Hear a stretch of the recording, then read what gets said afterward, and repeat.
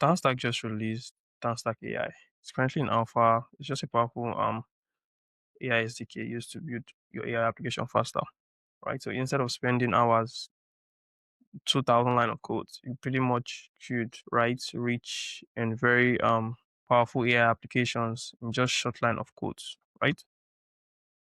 So it says a powerful open source AI SDK, 25 interface across multiple providers. So they currently support different providers and adapters, and currently still on alpha, right? So more updates and more adapters are being added. It's a unified API. It says same interface across all providers. So if you're using OpenAI, you're using Anthropic, you're using Google Gemini, you're still always going to be using the same interface. You don't have to change any line of code. Pretty much amazing. So it's a pure open source ecosystem of libraries and like a standard, not a service. So we connect it directly to the AI providers you choose with no middleman, no service fee, no vendor locking. Okay. So this sounds so interesting and amazing, right? So this also led me to having a discussion with one of the core maintainer, Alem, right? Alem is one of the core maintainer of TanStack AI. So we had discussion around TanStack AI, what they're doing at TanStack AI, what developers should expect in the coming days and coming weeks. This podcast episode will be dropping in like in the coming days or the coming weeks, depending on when you're seeing this particular video. So it's worth checking it out if you're interested in TanStack AI and what they are building at TanStack team. Amazing. So let's just jump right back into TanStack AI. Let's get to the next part. It should be the overview. So we have key features, type safe, TanStack libraries are always type safe, 100%. Amazing, right? Says it's framework agnostic, meaning that you can use it across Next.js, Express, backend. We have different options there but for this video and the example I'll be showing, we're just gonna be using Next.js API route. All right. Um, we have TanStack AI, we have TanStack AI React, we have TanStack clients. Okay, so currently these are the adapters that have been supported. I think Alam also mentioned in the podcast episode, they're also going to be supporting more adapters in the coming future. So these are currently the adapters they support. So that this list is going to increase in the coming days, coming weeks, as the TanStack team and also other developers open PRs, right, to enhance the already existing systems, which is TanStack AI. Amazing. Okay, so for this video, we're going to be building this particular interface. So this is powered by TanStack AI, and also behind the scene for the UI, we're making use of AI elements. So if you're not familiar with AI elements is just the component library, right, from the Vessel team, which is built on top of ShatCN, ShatCN UI, right, to help you build AI native application faster. So we'll be using AI elements is TanStack AI, right, to build this particular interface. So that's pretty much it. So we can just say, okay, hello, and we get the stream of text immediately from our particular provider. I think we're using OpenAI, right? How can I assist you today? So this particular interface was built streamlessly, and I'll show you our code real quick. So what we just have here is just a Next.js application, and we have ShardCN already installed. If we look at our API route, we had to create an API route which is going to be making use of TanStack AI and TanStack OpenAI, right? So this is one of the adapters. For our own example here, we're just using OpenAI. All right, then we make a post request. Then our post request basically is just gonna output the response. So we're streaming our text, right? Then we are taking in the chat function that's provided from TanStack AI directly, and we're using the chat to setting our adapter. Our adapter is OpenAI text. Then from here, you can basically choose the particular provider you want to use. So this is also another amazing option from the TanStack team, which helps you see all the available um, models, right, from that particular provider. So if you're using Google Gemini, you also see other options from Google Gemini too. But for our own case, we're just going with OpenAI. So we're going to go with GPT-4. It takes in our message, it takes in the conversation ID. So we convert the stream, right, into an HTTP response so that we can stream it on our front end on the client in our Next.js application. Now, I think this particular API is already depreciated. Um, like I said, it's currently in alpha. So a lot of APIs might be changing, a lot of things might be changing. In case of when you're watching this video, there's a new way of doing this.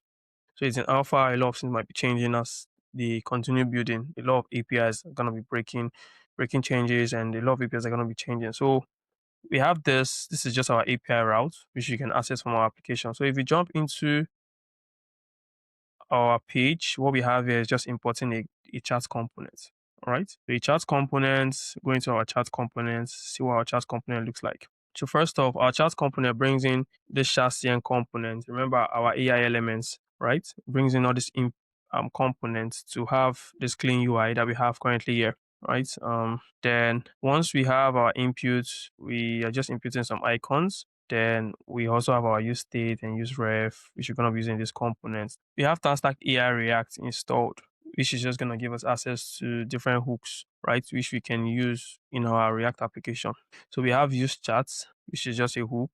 We have our fetch sent events, which we're going to be using, all right, to fetch the data from our backend, right, which is our API route. So with that, we're saying fetch server events API/chats, which is just our route we have over here, because this is going to return the response, right? Because if you look at this again, there's a post request. Post request is going to take in the request, convert it to JSON, you destructure the messages and the conversation ID, send it to chats. Then this post request is going to return a response to us on the front end. Let's go back to our component. So our components over here, we have text models, set model, we have web search. These are just dummy data because as you can see on the UI, we have access to search, we have access to choosing the kind of models we want to do. But for this example, we're just keeping it very simple, just to show you that you can actually add all these things on the fly. You don't even have to like write much code. All right. And we're quickly just jumping into the message. So now we're taking a look at use chat. So use chat, like I said, is a hook. We have our connection. It gives us the message and gives us the send message. So the send message is just a function which is going to take in the text. Remember, that's going to be posting it to our backend, and our backend is going to return the response for us. So we also have text here. Once text is done, set text to an empty string. All right. So now we have a whole lot of code going on down here, which is just our components we imported. So let's quickly just jump back to AI elements. So if you look at AI elements, it's pretty much straightforward to install. All right. So you can use any AI SDK. I think the one from the Vessel team, or you can use TanStack AI or any AI SDK out there, or any AI SDK out there, right? So you're just gonna install the components. You can check the component that's available. You don't even have to like write the component from scratch. Components are just here, like your ShardSend component. You can just come over here and copy those components and use them directly in your AI applications. Makes it very, very seamless, so you don't have to worry about um, building these components from scratch. Because I don't know if you've gotten to build AI components where you use them maybe on the front end. It's really, really, really I won't say difficult, but it takes a lot of time to do. Right? This is already a component that's available for us to just use from the Vessel team. Amazing. Okay, so we'll go back to our components. What we're just doing here is just very, very straightforward. We're using the conversation components from ChatCN slash AI elements, right? So we're taking the conversation, we're just returning a text here that says, okay, this particular conversation is empty. Okay, so this is the default state where we have no messages. So we're just going to show this. Once there's message, our messages are going to come in like as an array, right? So we're going to map through it. We use the message component from AI elements, message content, and also we're just going to return this directly. This is also available on documentation. You can take a look. Then we have the prompt input. So this prompt input is the input that takes in the particular text of the user, takes in your prompt. Okay, what do you want to ask the particular LLM? What do you want to ask your AI chat and whatnot, right? So this is just straightforward. This is just a component, an input that takes in the header. If you want to like render or add an option to add attachments, all right. So this particular component now, like there's the prompt input is what you can see here inside this particular chat, inside this particular container, right? So so that's pretty much how we created this particular chat application. All right. So it's just very, very straightforward. If you guys want to see a more complex tutorial on how to build like more complex AI applications, do leave a comment below. What kind of applications do you want to see? What kind of examples you want to see? Because imagine tools like TanStack AI with your AI elements, you could build very, very, very complex AI applications in no time. It's worth going through the TanStack AI documentation, what they support, the architecture. The architecture is definitely going to change in the coming releases, but it's still going to stay the same to some extent. Um, there's pretty much even a lot of like guide on the documentation for you to like test out different stuff. You can work with text to speech, image generation. I think this was just dropped like in the new version some days ago. Um, so adding this together with something like AI elements, which already have like pretty much have a lot of components. You have a whole lot of components, right? You have two components, and these are all stylable, meaning that you can style them to the test of your application, to the style of to how you want your application to use them, right?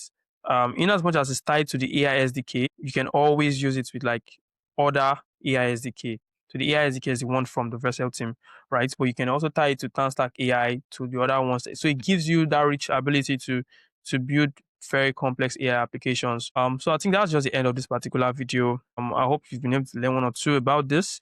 And people that are interested in TanStack AI can check out documentation. The team are also looking out for PRs, for more adapters, for documentation, for type errors. Like they are looking out for more PRs from the whole ecosystem. I just thought about making a video just to touch this real quick. And like I said, this episode with Alem is just gonna be dropping very soon.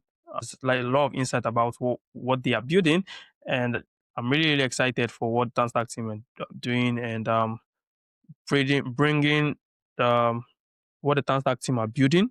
You definitely want to look at the episode. It's gonna be coming out in a few. Okay, you can see the response are basically streaming in real time, right? And the text, right, gets to stay at the bottom. The new text gets to stay at the bottom. I didn't have to write the code for this. This was all handled, right, from the component from AI elements. So it says, as an AI, I'm capable of wide range of tasks. Here are some examples, blah, blah, blah, blah, blah, answering questions, scheduling, and so much more. I'm here to assist you in any way I can. Amazing. So this is just a good example.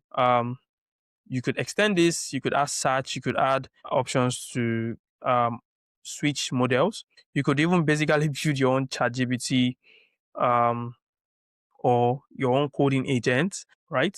Um, yeah, that's pretty much it about this video. So if you want to see more videos like this, or maybe one complex video where we get to build more stuff with StanStack AI elements, do let me know, and I'm looking forward to like get the feedback from the whole ecosystem if it's something that anybody will be interested in watching. Right. And see you in the next video, and thank you for sticking to this point. Bye guys.